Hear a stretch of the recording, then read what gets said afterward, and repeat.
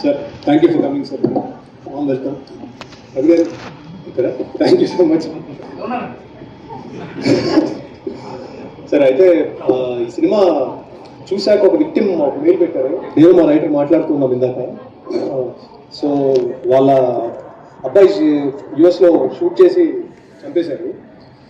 So when I read that mail అనిపించింది, ఒక చిన్న సాటిస్ఫాక్షన్ వచ్చింది. ఓకే, ఒక సినిమా తీసాం, somebody has been touched, problem చెప్పాము.